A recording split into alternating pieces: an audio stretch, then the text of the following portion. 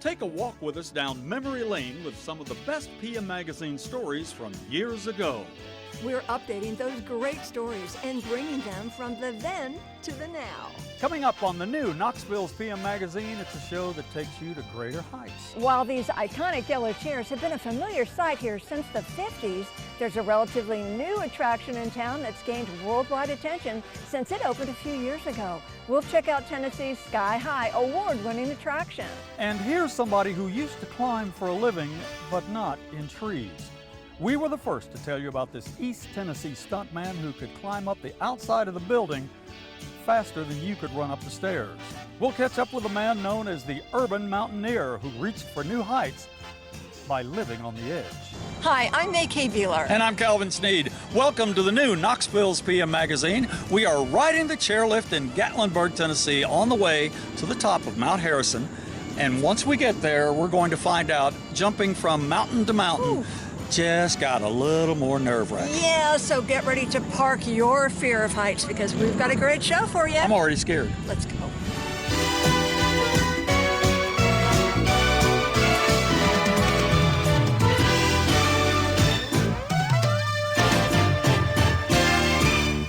I really, really love heights. Said nobody ever, unless you're the urban mountaineer that we'll catch up with later in the show. But if you're like me and it's kind of okay, and especially if you're really afraid of heights, this is worth departing your comfort zone for because it is spectacular. Better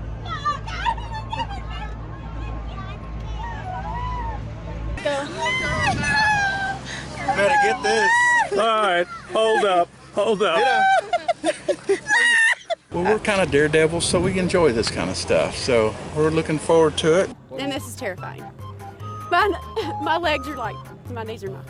It's been called the most spectacular experience in the Smokies. All we have to fear is fear itself. You're right.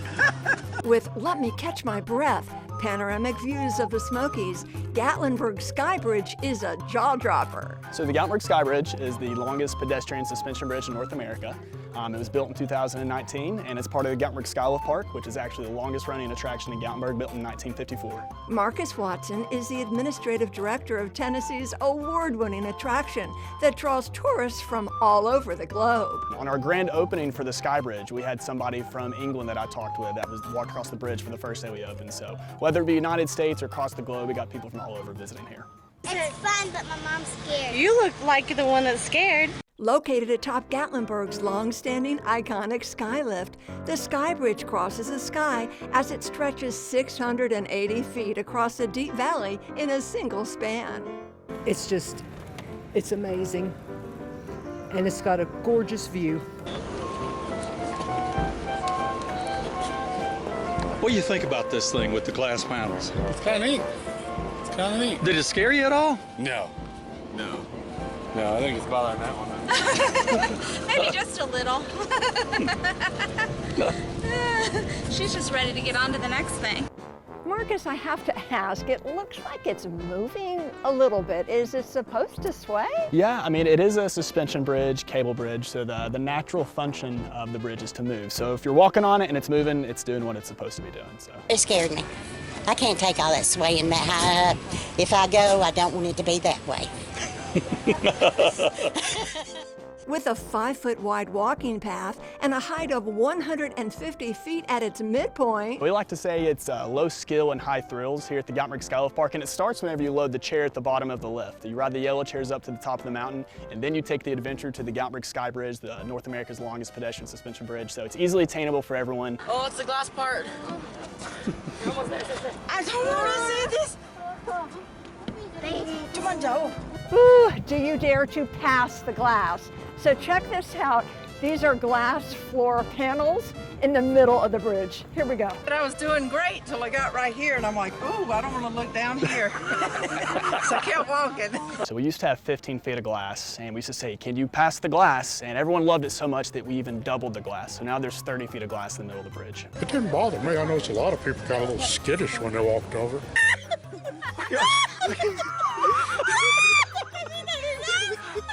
Are you all right? No, again?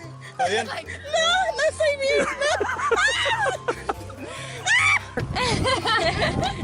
Makes me feel dizzy.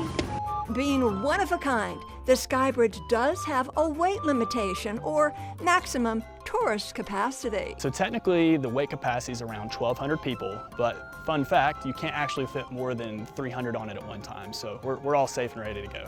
No, this is just fascinating to me. Can you imagine what it was like to build this bad boy? There's over 1 million pounds of concrete in the total foundations of the bridge, so that takes a long time to accomplish all of that. But over the course of the project, it took about 7 to 8 months to build the bridge, and as you can see now, it's an engineering marvel, and we're so happy that it's here. And then there are the bears the Great Smoky Mountains are famous for. So one of the main questions we get here at the Skylove Park from our guests are there any bears at the top of the mountain? And every now and then you may see one before we open or something like that, but they're all over the place. So come on out and bring the fam. Plan to spend about 1 to 2 hours at Skylove Park to thoroughly take it all in and see why Gatlinburg Sky Bridge is truly one of a kind. This is an oh wow. Yeah, that's pretty cool. I don't know about that.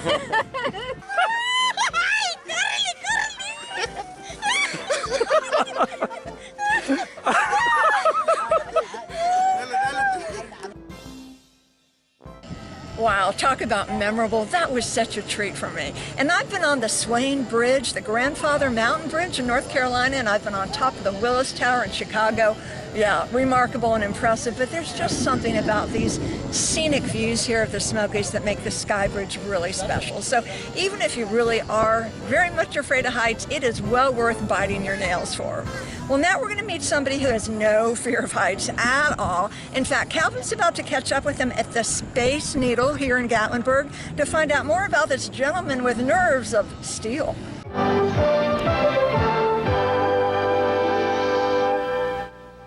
Mackay, we are riding up the elevator here at the Space Needle, but there's a guy we met a few years ago that would just as soon be climbing up the outside of this elevator instead of riding up. We were the first ones to tell you about Ron Broyles of La Follette, Tennessee. He wanted to be a Hollywood stuntman, and he finally made it. But I wouldn't do it the way he did it for anything in the world.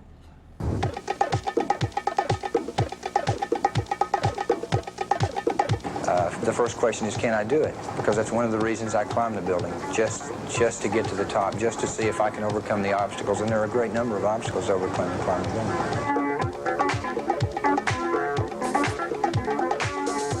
Now what you've got here is a unique person. He's intelligent, calm, and quite fearless. For what he does, some call him just plain crazy. Ron Broyles has no use for elevators. He merely climbs up the outside of the building. How do you answer the people who say, you know, you're just plain crazy? I would just say that it takes, to climb a building, it's more than just going up and looking at it and hopping on and going up. It takes a lot of planning, logistics, engineering knowledge. To make the thing come off successfully is quite an endeavor. Only 4 men in the entire world have the experience and the courage to climb up buildings, and this is one of them.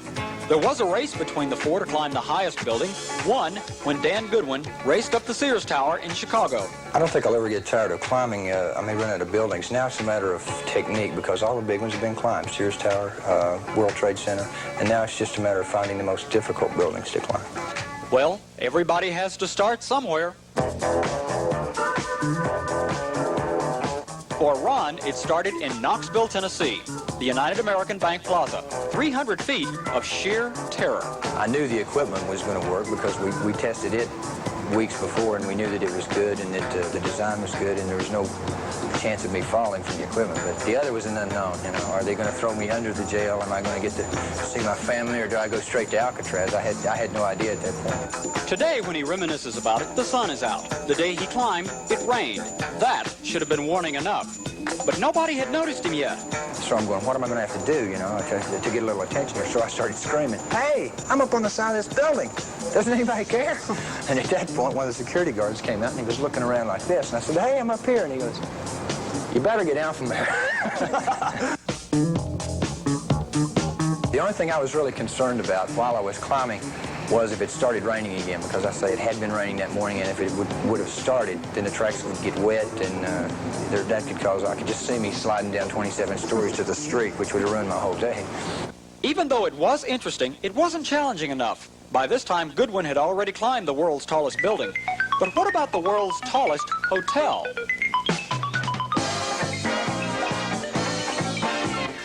Atlanta's Peachtree Plaza would never be the same. The humorous thing about that was, I think, was I was going by hotel rooms. And people were engaged in various activities in these hotel rooms. And it became humorous at certain points. I'd rather not elaborate on that, you can imagine, but they were quite concerned and surprised to see me going up outside their hotel room while they're doing all these various and sundry things. Yeah. Now, Ron was really considering himself quite a stuntman after the Atlanta assault. Besides worldwide recognition, he also acquired one other distinction. He's the only urban mountaineer in the world who now climbs in a white tuxedo. But stuntmen belong in Hollywood, right? Well, in case you're into climbing like Ron is, LA just happens to have the tallest building in the West. Thought it was a long way down, and actually the last thing he had to worry about was us going over the edge and trying to pick him off. Nobody was going to volunteer to go down the side of that building. In the wee hours of a Monday morning, people going to work in downtown LA looked up and noticed something out of place on the 62-story Interstate Bank building. It's a good feeling because you look down there and you see everybody coming into work and you see all the people standing around and the traffic backed up. I know I've got a lot of enemies out there because of that, but you kind of feel like that you're doing something a little out of the ordinary that's special, and it gives you a feeling of accomplishment. As always, the welcome committee at the top was composed of police officers. We had a lot of good people, though, as far as the police and fire authorities go, that they just said, don't worry, we're not going to try to hose you off, as they tried to do today in Goodland in Chicago. We're not going to try to impede your progress. We'll just wait on you at the top. You could be just about anywhere when the urge to climb a building comes over you. It came over Ron once again, and he's just met his toughest challenge. San Francisco's Transamerica Pyramid has just been assaulted, and sure enough, the police try to talk him down. Now, Ron remembers one of the officers pretty well. The guy says, look, he'd pulled all the aces out of the hole, everything he had, he'd used at me, and I was still on the side of the building. He said, look, this is probably the last football game of the season. It's Monday night. I'm going to miss the last football game of the season if you don't get off this building. And then I knew how serious he was because he had thrown it all out on the table, and here he's trying to get me down with that one. Well, Ron's mood is about to change. In his research on the pyramid, he underestimated the distance between windows and floors. Not only did he not make it to the top of the pyramid, but somewhere around the 35th floor, I almost fell. I made a mental mistake. The fatigue had set in, and I placed a cam in a crack, and you usually have to jerk on it to set it, and I didn't do that. I was just so anxious to get it in there and rest that I put it in, I set back on it, and it fell out. And I had another one in, thank God. But at that point, I knew, look, it's not going to be worth it. There's a good possibility you can die here. Let's just call it quits. And call it quits, he did. Mom, you got to admit one thing. Even though you don't like me climbing buildings, I still eat my veggies. When Ron can relax at home in Tennessee, he does. Heat this baby up here. What do we got? And we have to assume that behind every great urban mountaineer, there is his mother, who's always worried about her son. It sort of worries me, and I just wondered, well, has he got his equipment, fixed right? And I know he's always careful and everything, but still, you can't help from worrying. And I just ask the Lord, take care of him. So with all the risks involved, why does he do it? I enjoy doing things that no one else has done. For one thing, I won't climb a building that's already been climbed. I enjoy the challenge of trying to engineer something that works, that I've done, and that apparently is to some people impossible. Folks, 6 months after we aired that story of 1983, Ron was at it again. This time he climbed 2 more buildings, one of them the Texas Commerce Tower in Houston, Texas, over 1,000 feet tall. Imagine being at work, listening to your favorite Houston radio station, and hearing this. KFMK, KNUZ, FM 100.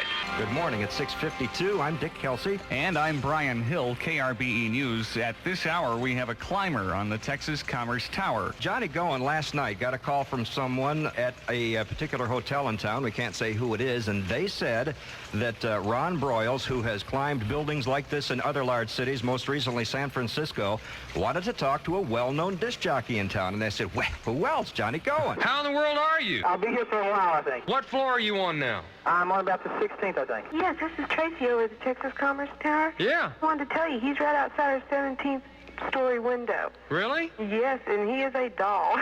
What does he look like? Well, he has short brown hair and a real cute nose, blue eyes, and he's wearing some patent shoes. I can't believe he's able to climb with these shoes. Did you wave at him? Oh, yeah, we put a sign up, good luck, from the 17th floor. Okay, the top looks relatively close now. I can actually see it. And make out people's expressions that look over the top there. So if nothing happens, I'm going to we're trying to be making at least 5 floors an hour. By the way, that one got him into the 1,000 Foot Club with Dan Goodwin, who climbed the North Tower of the old World Trade Center in New York, and George Willig, who scampered up the Willis Tower in Chicago. But then for Ron, there was the Renaissance Center in Detroit, the Ren-Cen, everybody calls it. He did that one with a buddy, Ken Rick, and as they finished, the winds picked up, and a tornado watch was issued for the Detroit area while he was still on the building. And then the fun really begins. Folks, you're not going to believe what Ron did at the Golden Gate Bridge in San Francisco. He saw a side to that bridge that nobody ever gets to see, the inside. And then I can't even narrate it. Just watch.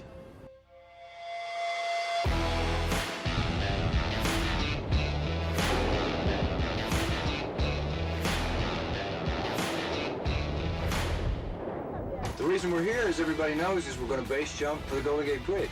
It's 746 feet of real hot jump. It's never been done before. When we get done filming at the top, how long is it going to take you to pack up? I'll already be packed. I'll be ready to run as soon as it's done. Check it out. Check it out. All right. It's clear to the top. Woo-hoo! We are mean and green. Okay, we'll have the ladder and the hook and the whole thing and put it on there. Then we'll start bringing equipment up right behind it. On July 4th, 1984, a support network of 25 men and women, 4 boats and 10 vehicles were assembled on and around San Francisco's Golden Gate Bridge to assist Ron Broyles in a parachute jump from that structure. While the following account of that jump and its preparation has been taped for entertainment purposes, the inherent risks and dangers of such endeavors, no matter how professionally performed, must be strongly emphasized, as well as the legality of such acts. It is unlawful to parachute from fixed objects, punishable by fine, imprisonment, or both.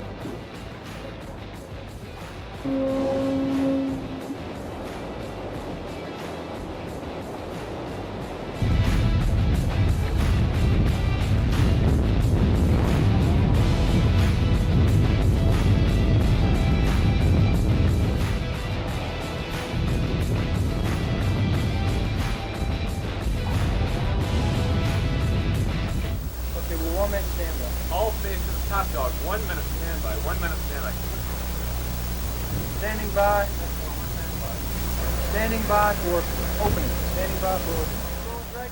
We love you, Ron. Good luck, buddy.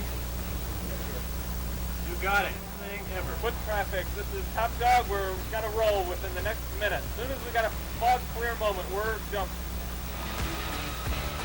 Okay, I'm going. Ready? Right now, he's gone.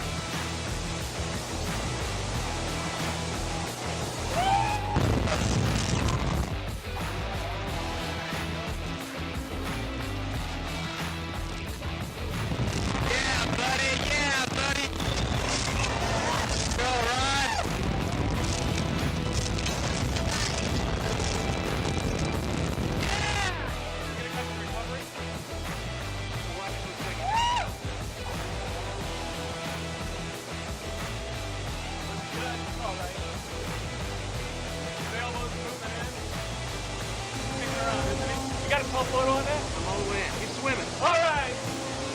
Okay. I'm going to take a look around, see if anybody's coming.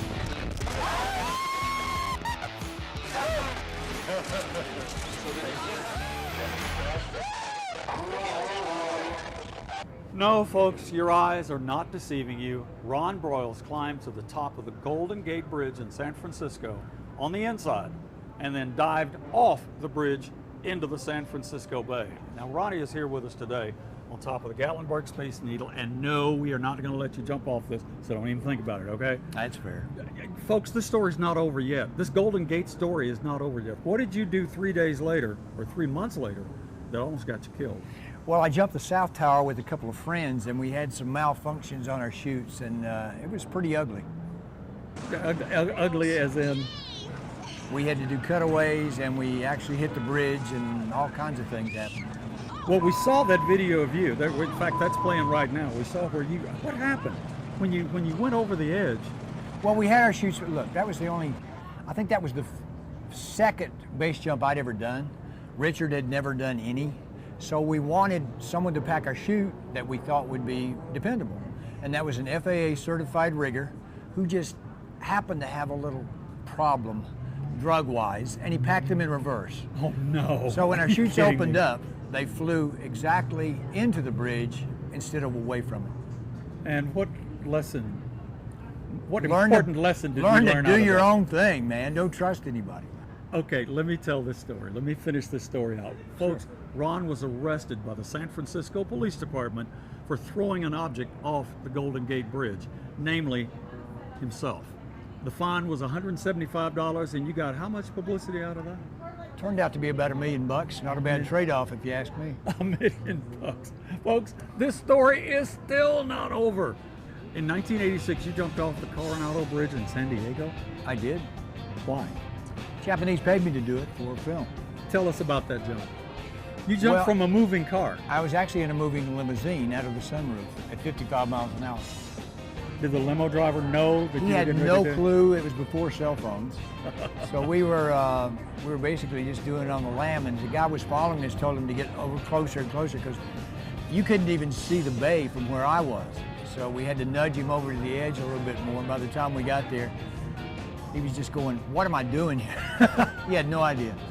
And then afterwards, you made it into the bay, and then you got over to the bank, and I think there was a welcome party there for you? Yeah, somebody called some local radio stations, and all my friends were there, and a whole bunch of people, and some lady who saw me and thought I was committing suicide pulled over, and just to confirm that I wasn't dead. I mean, it's just weird stuff. But the cops didn't show up, did they? They did not. They'd been flying over all morning because somebody tipped them off that we were going to do it, and they'd been flying over. The sheriff had in a helicopter. He just never got there at the right time. Okay, so where do you go to learn all this stuff? There's like a stuntman school, isn't there? There is. The Hollywood TV and Motion Picture Stunt Academy in Calamigos Ranch, California. And what do they teach you? They teach you high falls, they teach you motorcycle riding, car driving, flipping cars, and just about anything you see in film and TV is taught there. Now, the guy who runs this thing is better known as a game show host, Bob Eubanks. It's just a magnificent place. I mean, here we are doing an interview with cows mooing in the background, and every once in a while a donkey brays, and yet we have everything here that we could possibly want. A place to have our cars, a place to have our horses, the high falls, and what we have is, I think we have the perfect setup. Okay, Maykay Beeler is here, and she has a burning question for you. I'm just wondering, were you superstitious? Did you have a lucky charm or a holy medal or something that you took with you to kind of protect you or give you confidence? No, not really. I've never been a superstitious person, but a lot of that comes from being a kid and doing a lot of this stuff on a much smaller scale and just having the confidence knowing that you can do it. I mean, we used to practice back in Campbell County on dirt roads and stuff with me transferring from one car to the other, just jumping between it, doing like 30 or 40 miles. I mean, it's just stuff that you kind of take for granted after a while. And you know, it was so hard on your body. Now at this age, do you have any battle scars or any limps or soreness? I've broken my back twice, but I've really rehabbed well. And I think that if you try to keep weight off yourself, which is even worse when you're carrying, you know, some kind of bone break or at least a muscle tear or something. But other than that, you know, I feel as good as I felt in my 40s. Well, you look great. So you're not doing this anymore, I hope, please. Well, nobody said that. You said it. Okay.